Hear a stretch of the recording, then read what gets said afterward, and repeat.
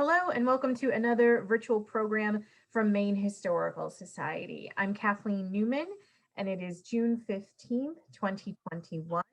And this is our book talk on Up for Grabs, Timber Pirates, Lumber Barons, and the Battles over Maine's Public Lands with Thomas Urquhart. Former Maine Audubon director Thomas Urquhart is the author of For the Beauty of the Earth, published in 2004, and he has written extensively on Maine's natural resources for publications like Down East Magazine, Audubon, Habitat, and Port City Life.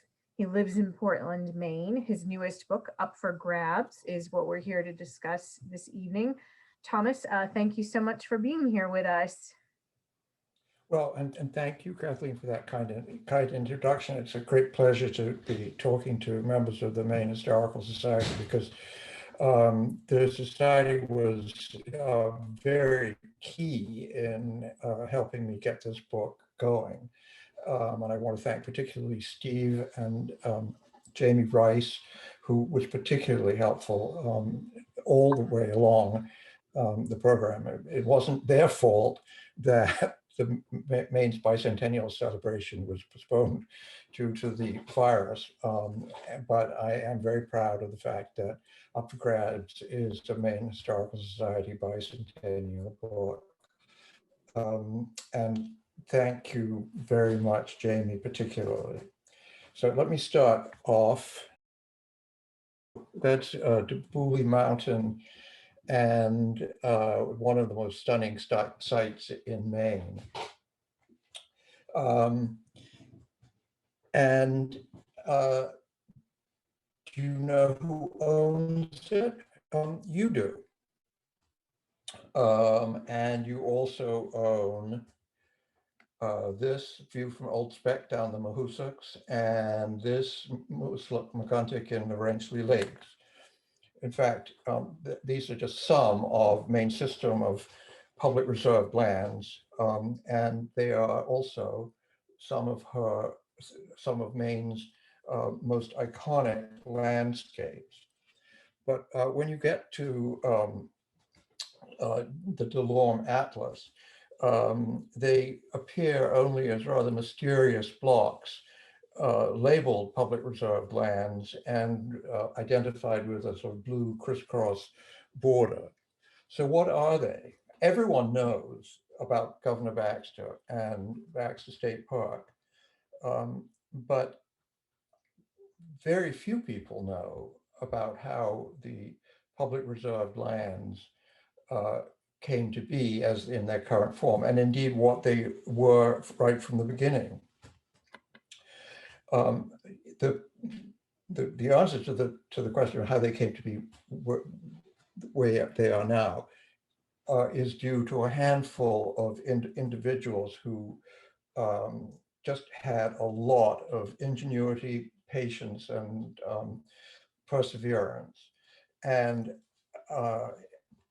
really the first reason I had for writing this book was to tell their story, because it is a remarkable one, which I don't think will be repeated often. When I started writing it in 2016, Governor LePage was staging annual attempts to raid the public reserved lands. And that, in a sense, leads to the second reason for writing my book, which is that resources like the public reserved lands are always at risk. And the only way they will ever be guaranteed is through public vigilance. And as we know, if you don't know about something, it's very hard to be vigilant in protecting it. So it seemed important to make the public aware of the history of the public lands. So let me show you this history of Maine's public land ownership. I'm indebted to Professor Lloyd Erland, who's Maine's leading forest economist, for this excellent slide. First of all, what is a public land? Here in the Northeast, we tend to think public land is the land nobody owns. I mean, unlike in the West, where we're dealing with very, very large areas of federally owned land, here, I think we don't really tend to think about public land. But in fact, it is the land which the government has not sold to a private individual. So if you look at the graph, starting in the 1600s, when the Europeans arrived in Maine and declared that they owned it all, the colonial governments started to sell it. They wanted the money. They sold it to grand proprietors, ostensibly to have it settled, and indeed in some cases it was to have it settled, but there was an awful lot of speculation as well. And the land sold for obvious reasons was mostly along the coast. Maine was pretty much impenetrable at that time, except along the rivers, and so the coast was really where most of the 4 million acres which they disposed of in the first 150 years was mostly along the coast. Lloyd starts his era of disposal with the beginnings of the country, the beginnings of the Commonwealth of Massachusetts, which, as you all know, of which Maine was a part, known as the Eastern Lands. And there are 16 million acres left. And their policy, the policy of the General Court of Massachusetts, was to sell it off as quickly as possible. In the first instance, for the cash from land sales, the state was in a very parlous condition following the Revolutionary War, and further taxes were out of the question. So the best thing that they could think of was just to sell the public land, the public domain, I should say, which would bring in immediate cash. And then when it was developed into a town, it would be a generator of tax revenue. The way they went about this was by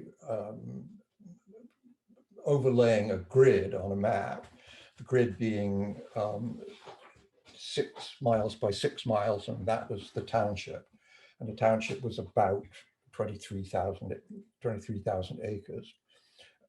Every time they sold off one of these townships, the government reserved a certain amount of land. In fact, Massachusetts reserved 4 lots of 320 acres. One was for the ministry, one was for the minister himself, one was for the schools, and then another was for general, at the whim of the general council that could be granted. And these lots were held out, and they remained owned by the government. The proprietors bought townships, and the land committee also figured out ways to sell smaller lots to yeoman landowners. And there were a lot of squatters who had taken advantage of the confusion of the previous decade to set up their holdings where they wanted with no legal rights at all. The government tended to be very lenient with them, so long as they paid up. They were encouraged to stay on their land. All of these sales had conditions on them for the number of houses that had to be built, the number of families that would be established there over a period of time, the number of acres that would be improved. This was very much a question of settling the wilderness. And as far as the General Court of the Commonwealth was concerned, the faster the better. Unfortunately, it didn't quite work out that way, despite the best efforts of the land committee. And so the next thing that they did in 1786 was to decide, well, the best way to sell this land is through a lottery. And they laid out 50 townships, mostly in what is now Washington County. And they sold tickets for $60 a piece, about 3,000 tickets, and they figured that they were going to add $163,000 to the treasury. They were so sure that this was going to be a success that they also thought that there was going to be crime involved, and they detailed a number of punishments that anybody caught counterfeiting or in any other way tinkering with the lottery tickets, that would range from being whipped to being branded or being made to sit with a rope around her neck on the gallows for the space of an hour. Despite all of their hopes, however, barely 400 tickets were sold, and a fraction of the funds were raised. So what did they do? They gave the land away. They gave it to Revolutionary War veterans up in the Mars Hill area, which served a double purpose of developing an area along what had been only a few years before an enemy frontier. They gave it to civilians to compensate for their losses during the war. We all know that Falmouth was bombed and set on fire early in the Civil War, in the Revolutionary War. The sufferers of Falmouth were given lots of land, and American sympathizers who basically found themselves expelled from Nova Scotia were also given lots of land. They were led actually by somebody called Eddy, and Eddington is where they all were given their grants. Academic and cultural institutions also only really needed to ask, and they would be given lands which they would generally try and sell, which unfortunately led to a bit of a glut on the market. But so again, looking back at Lloyd's graph here, by the time that Maine became a state in 1820, they had 50% of the land, the public domain was left, about 10 million acres of it. Part of the deal in the separation of between Massachusetts and Maine was that Maine would continue the practice of reserving land, and with one small change, they continued to do that. In fact, it's in the Constitution still, although rarely printed, that any public land sold 1,000 acres must be reserved. It doesn't mean anything anymore, obviously.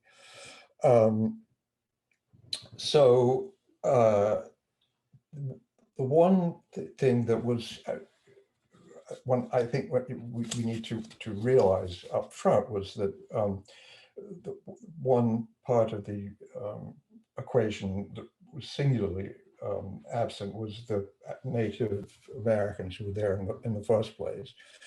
The dealings were predictably, excuse me,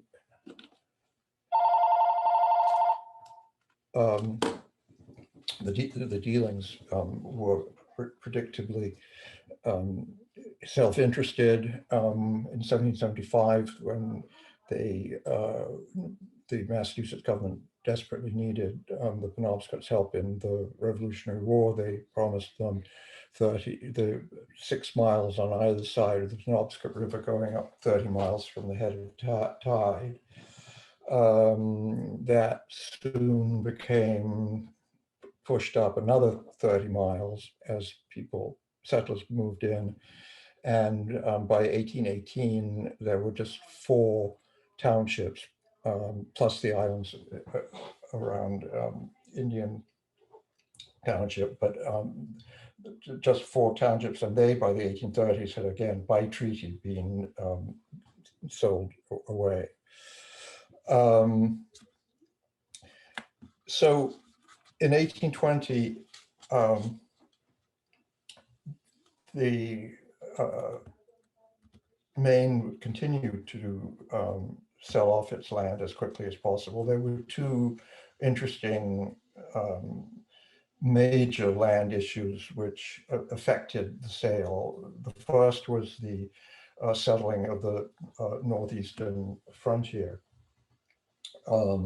which had become a problem in terms of selling land, because they didn't really, nobody was going to buy land which might suddenly be told that belonged to Canada. And that led to the skirmish called the Battle of Caribou, which is one of my favorite little incidents in the book, where Canadian loggers and Maine loggers faced off one New Year's Eve, but the only casualty was a bear who somehow got in between the opposing sides. But that it did lead to the Aroostook War again, which was a bloodless war, but full of jingoistic rhetoric on both sides of the Canadian Maine border, although the powers that be in London and Washington were far from sympathetic with the trouble that was being caused there. The second big land issue was, of course, Massachusetts, because although Maine had jurisdiction for basically what is now Maine,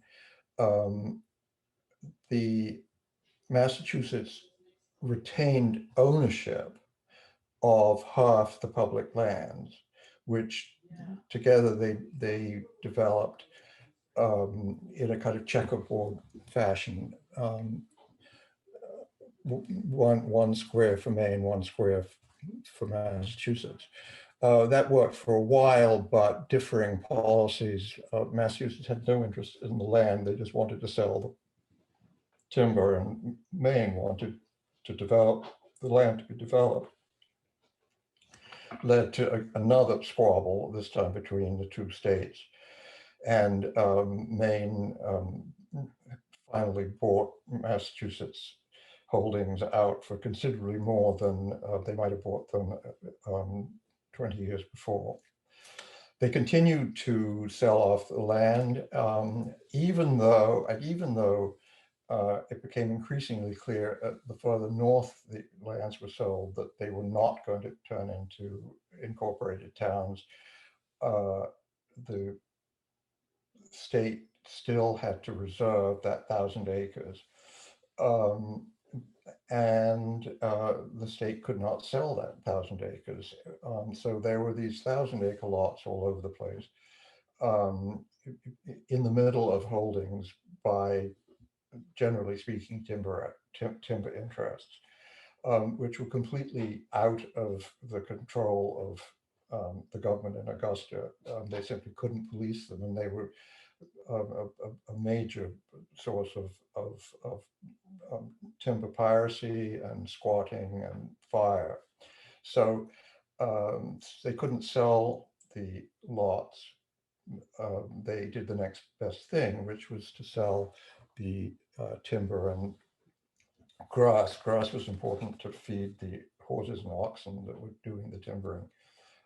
They sold those rights to the, the lumber companies that were managing or that owned the township, and a huge burden and worry was removed from the state. They no longer had to worry about what was going on these lots. So by on Lloyd's diagram here, by 1878, you have 400,000 acres left, and those 400,000 acres are essentially 400,000 acre lots spread all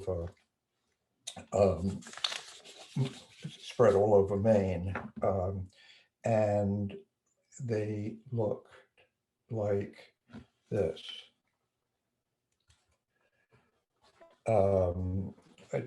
I call it a case of chicken pox. Very briefly, it's a little bit more complicated than that, but very briefly, the green dots are where the public lots had been located, surveyed, etc. The pink hash marked townships are where the public lot had not been located, and therefore the state essentially owned 1/23 of the whole of each of those townships, which would cause problems later on.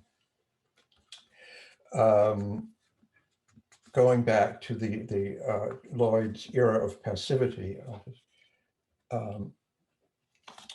it was 100 years of solitude, is what I call it. The lumber interests continued to harvest the timber, and the state didn't have a worry.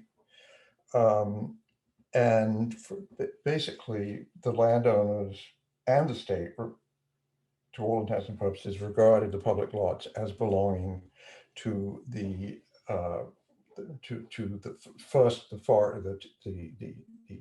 timber companies, and then the paper companies when they basically took over the forest products industry in around 1900.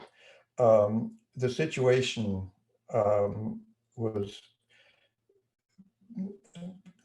the era of passivity was very nicely summed up by a longtime Great Northern executive who wrote, the 400,000 acres or so of wild land in public lots scattered all over the state sat there giving nobody any trouble until they were discovered in 1973 by certain politicians who wished to raise the state flag over them. And we could really say that that's where the era of acquisition starts. And that's also where the second half of my book starts. And really it starts with this man, who I'm sure most of you in the audience, if not all, will recognize as the legendary environmental reporter for the Maine Sunday Telegram and the Portland Press Herald, Bob Cummings.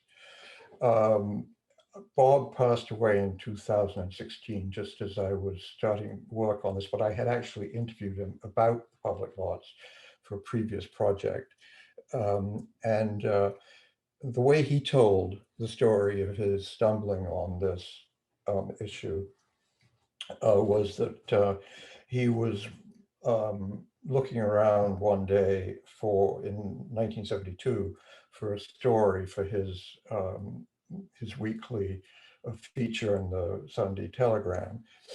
And he remembered vaguely that somebody had once told him about these public lots, and that the state wasn't looking after them. And so he looked into it, and he basically discovered that there were these 400,000 acres, which everybody agreed belonged to the state.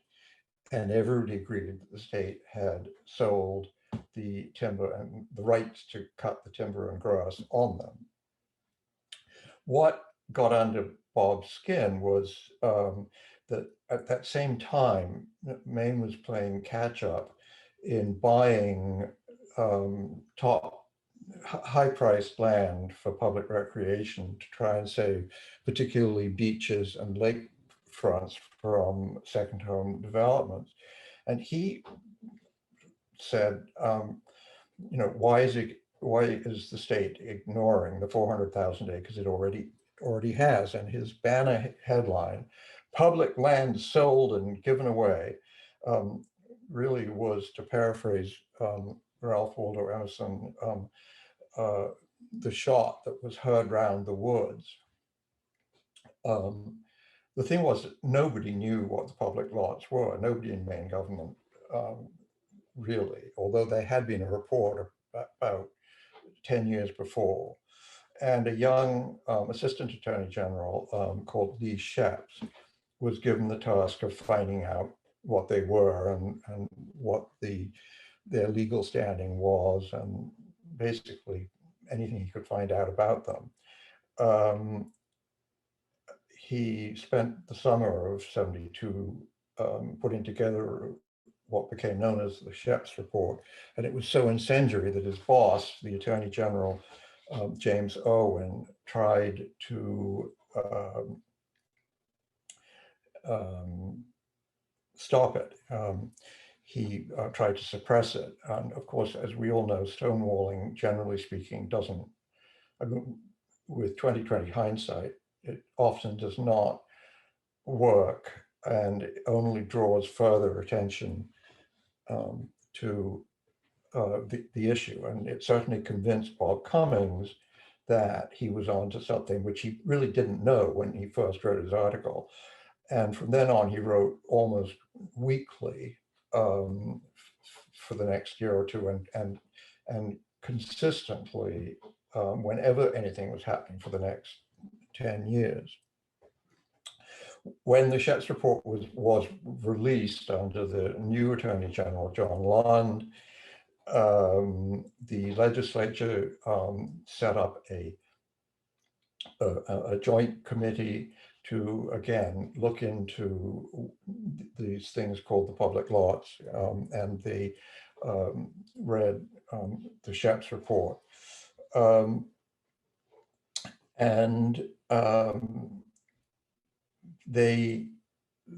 One of the things about the public lots was that when the government sold the rights to the timber on them, it was understood that those rights would be extinguished if a town was ever created out of that township. I mean, so long as the township was wilderness, the timber companies could harvest the wood on the public lots. But if the town was incorporated, then the rights were extinguished.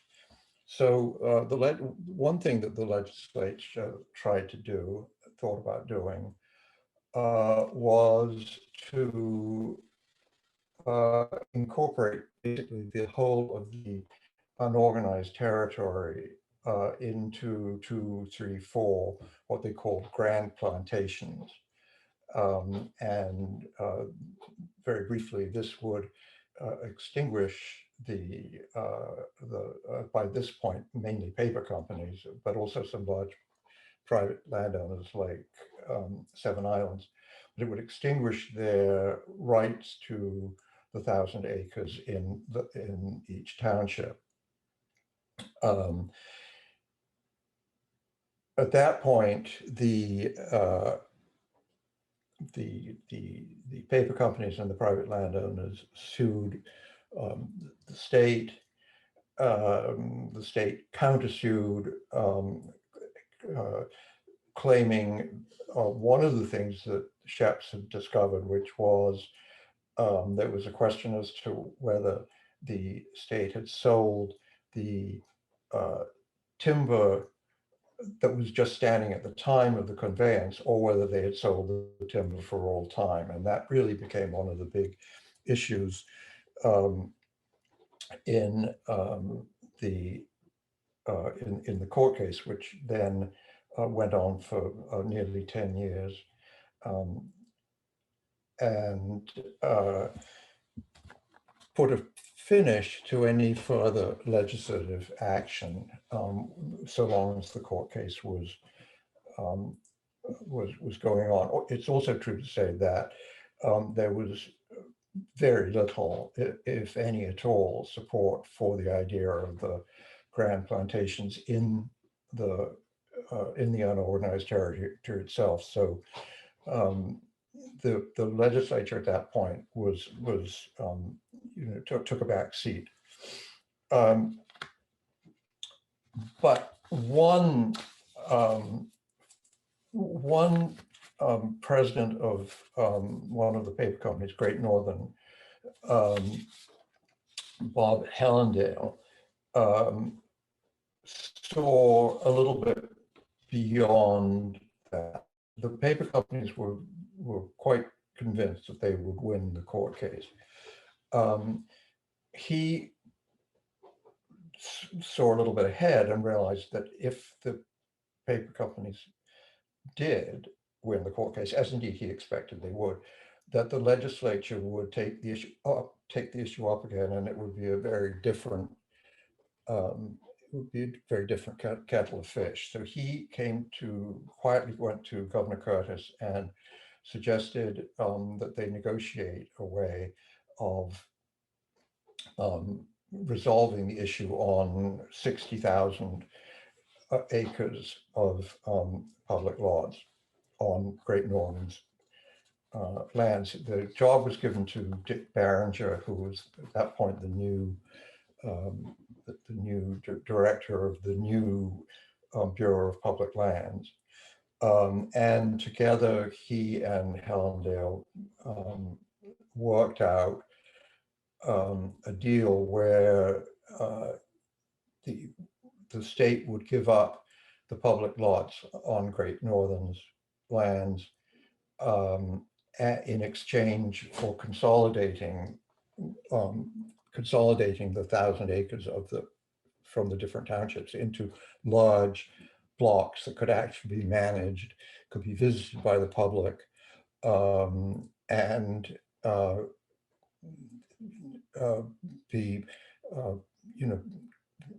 be a model for conservation, recreation, and also for timber harvesting.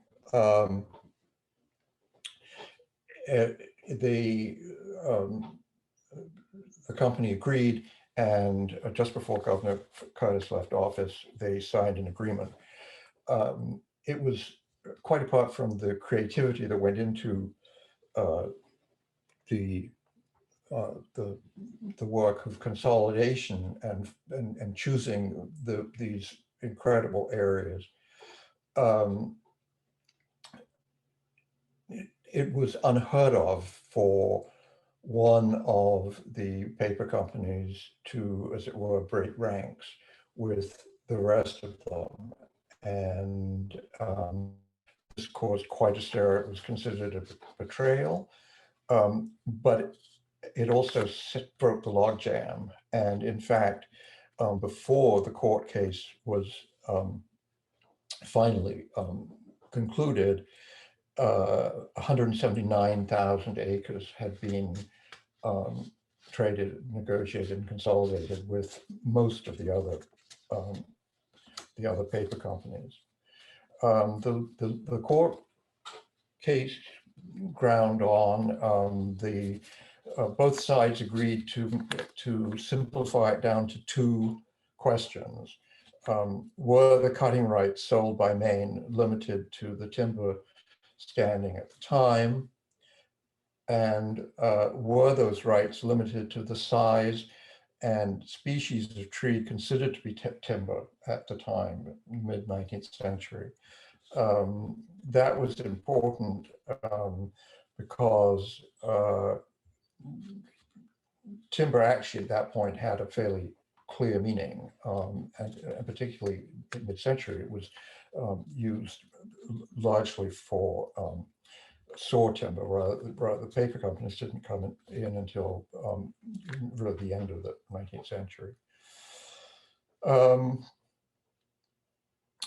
the court case was heard in the Superior Court, and the judge found in favor of the paper companies and the landowners.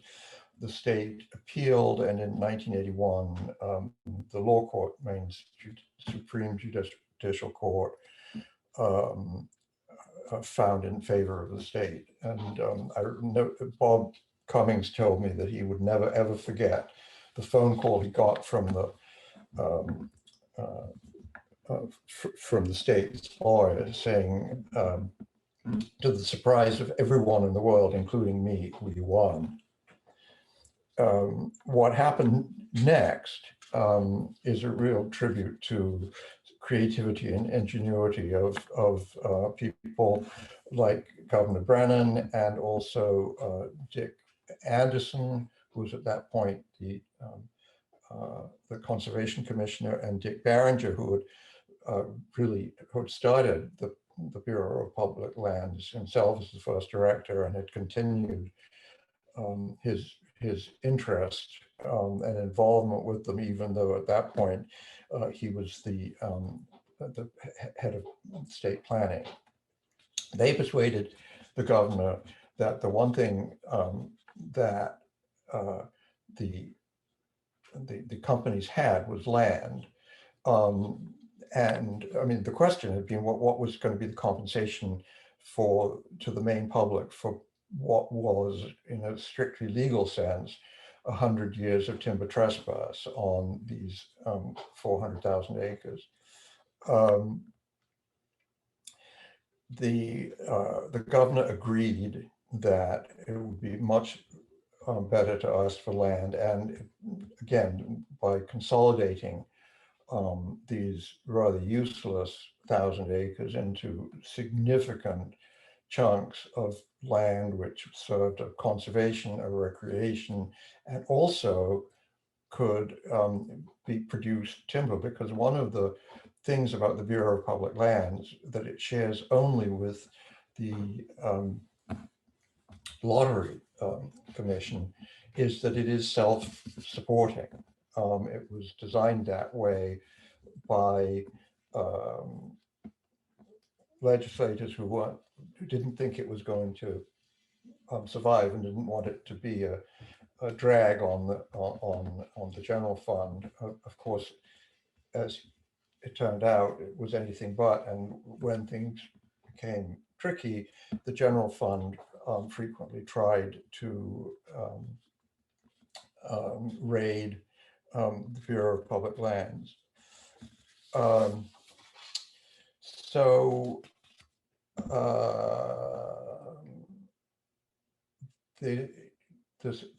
the culmination really was a meeting that Governor Brennan called personal invitations to the head of every large forest products company, the paper companies and the large landowners, to a meeting at the Blaine House. And everybody knew it was going to be a little bit of a tricky meeting because nothing like this had ever happened before. And the governor used a ploy that he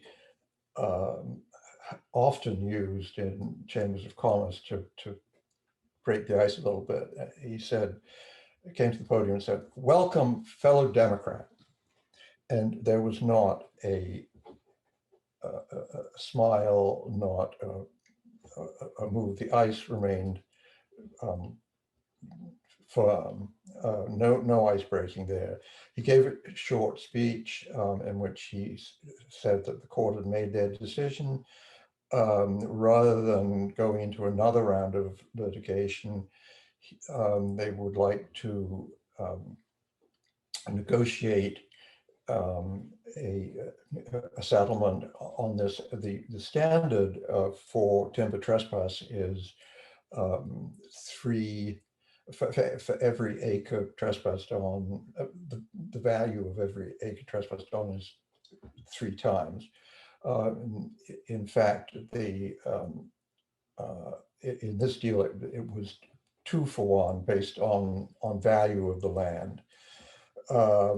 And by 1984, Maine had another 157,000 acres, which it turned into the system of public reserve lands, which, as I say, has been self-sustaining. It's now managed under a multiple use framework, which has received national attention. And all I can say is that they are some of the gems of Maine, and they require eternal vigilance to keep them. I think with that, I will stop and try and answer any questions.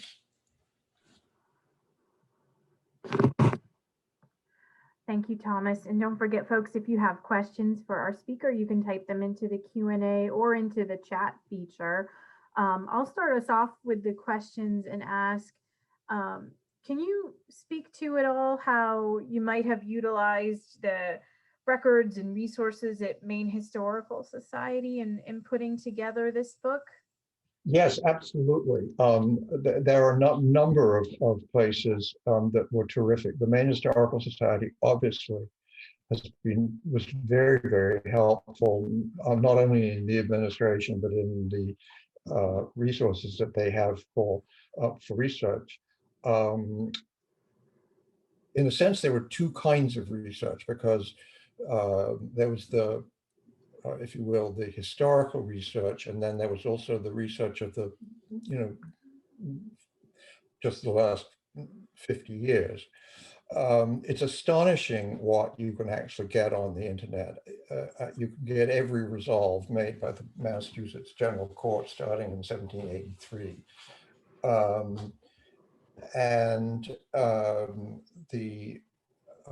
The Maine Law Library in Augusta, they have some of the most helpful individuals I've ever come across. They seem to just, take your project and make it theirs, and they were just incredible in finding documents for me. So was the Maine Archive. I did a lot of research in the public library, particularly with the microfiche for the newspapers, the Portland Press Herald, the Maine Times.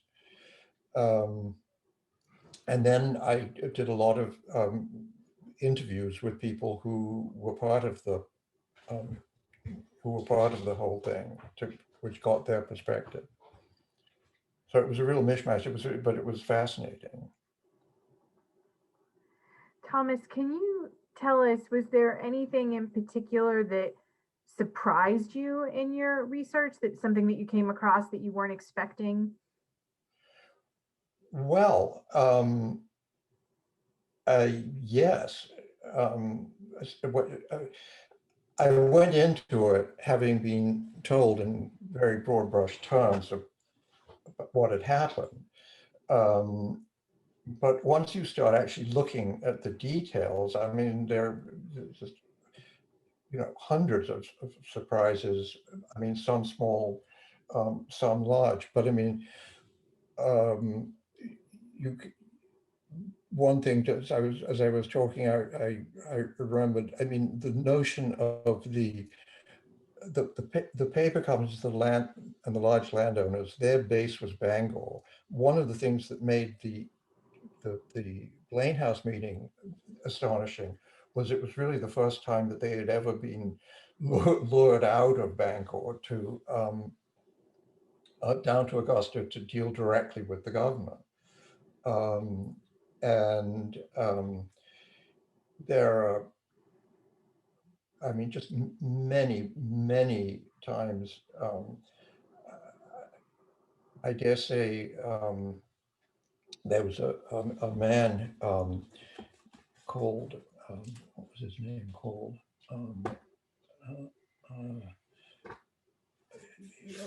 He was, I mean, frankly, a little bit of a crank around 1900. And what was his name? he really, his big issue was taxing the land for what he considered it was worth.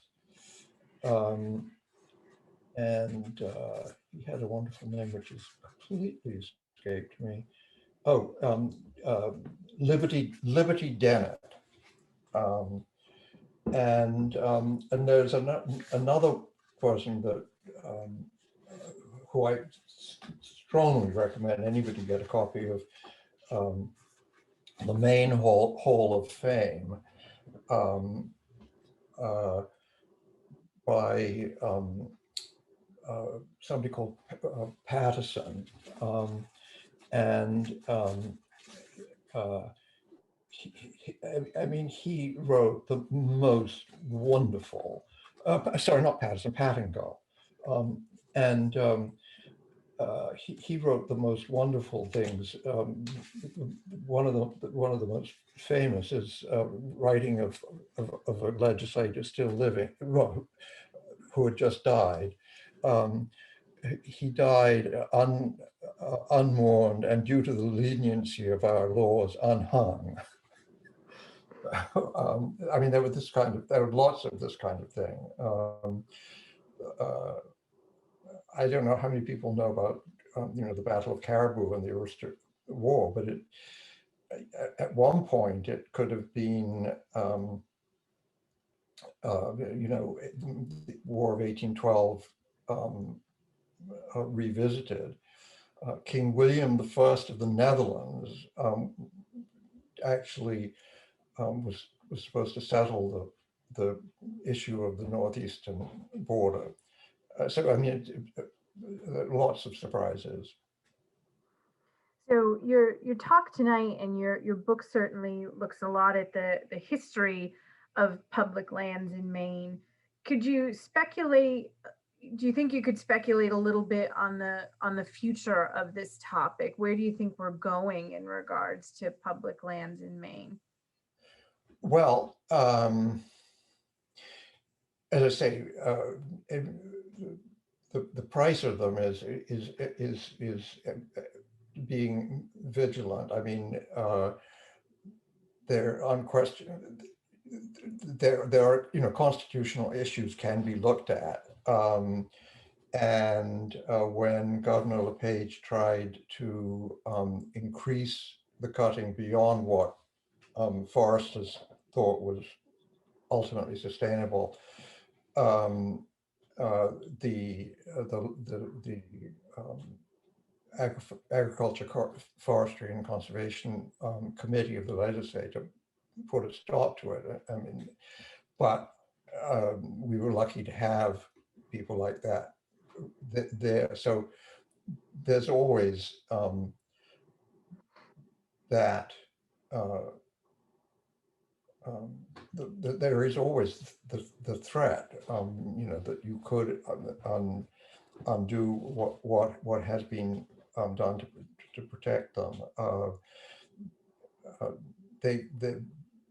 One of the things that happened towards the end of the 90s, a positive thing was turning some parts of them into ecological reserves, which are held for scientific purposes. Basically, they're untouched, so that they can form scientific baseline data. I mean, that use of the public lands cannot do anything but increase. I mean, as we deal with climate change and